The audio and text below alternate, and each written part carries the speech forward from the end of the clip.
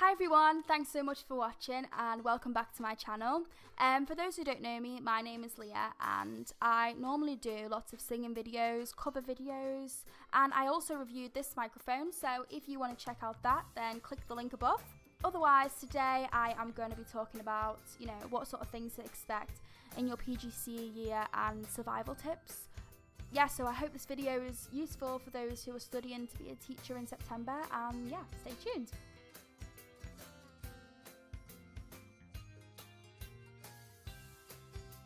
So, firstly, the number one question I get asked is it stressful?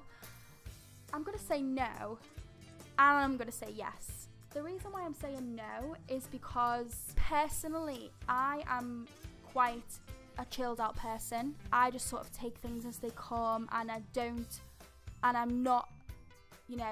really stress out a lot, and everything doesn't need to be right with me. That's not always the right way, and I completely understand that.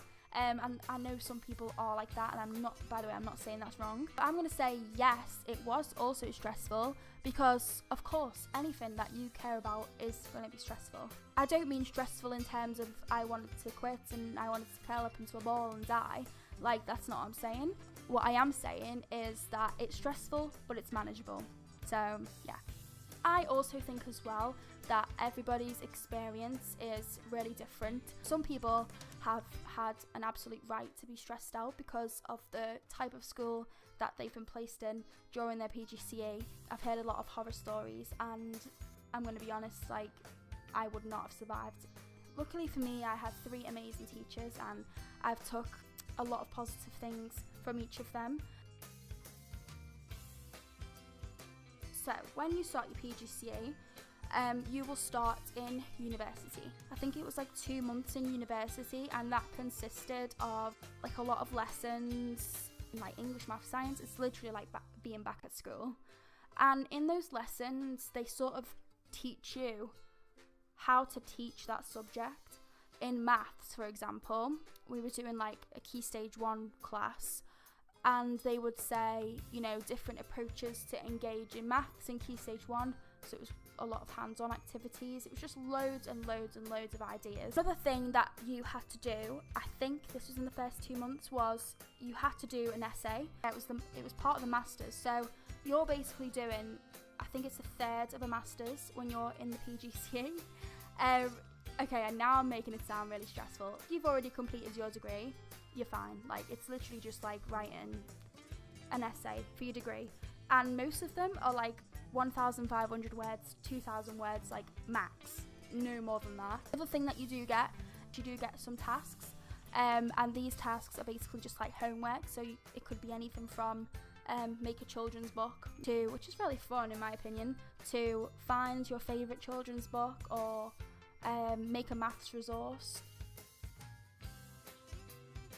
After that, after the 2 months, you're sent to your first placement, and this can be in either Key Stage 1 or Key Stage 2. Bear in mind, if you're Key Stage 1 this time, you definitely won't be in Key Stage 1 the second time.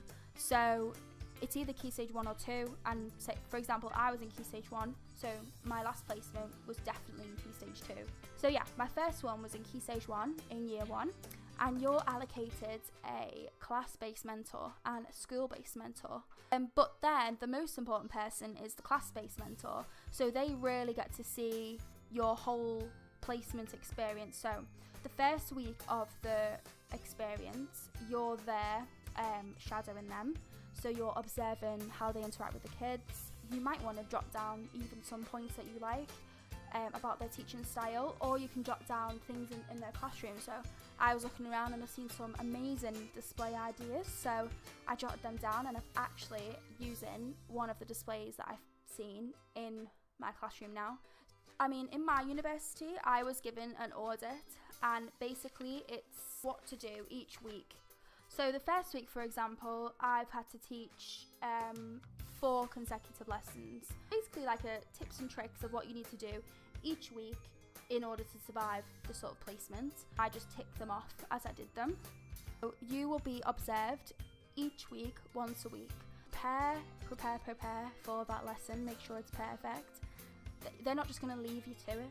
They will tell you exactly what to do. Like my teacher, especially if you have a good teacher, because my teachers, you know, all basically told me what to do for mine. Towards the end of my PGCE, I did have a lot of creativity. I didn't really need as much advice, but I still always valued a lot of the advice that teachers gave me. Observation is done by your class-based mentor. So, I mean, if you've got a good teacher, then your life's bliss. But if you've got, you know, a bad teacher, then, well, like, I mean, I have had friends that have had really bad teachers, and, you know, they've had really horrible experiences.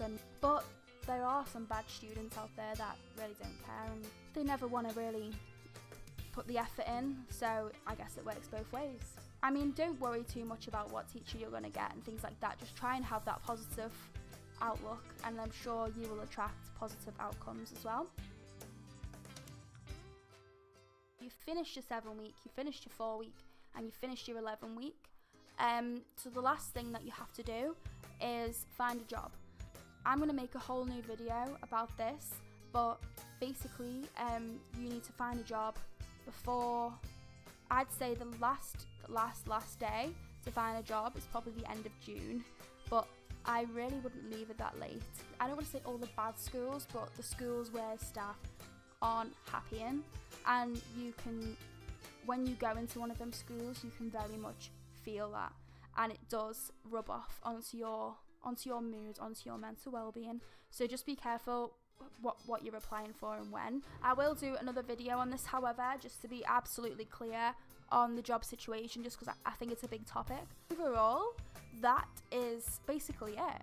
Just enjoy it. Like, think why you've become a teacher. You've become a teacher because you're amazing, you love students, and you're going to be great. Honestly, you're going to be really great. Thanks so much for watching, guys. I really hope you enjoyed this video. If you've got any questions, then comment below and I'll do my best to get back to you as soon as possible. But otherwise, you can click this link to see more of my videos, and you can like and subscribe my channel if you want to. And yeah, I hope to see you again soon. Bye!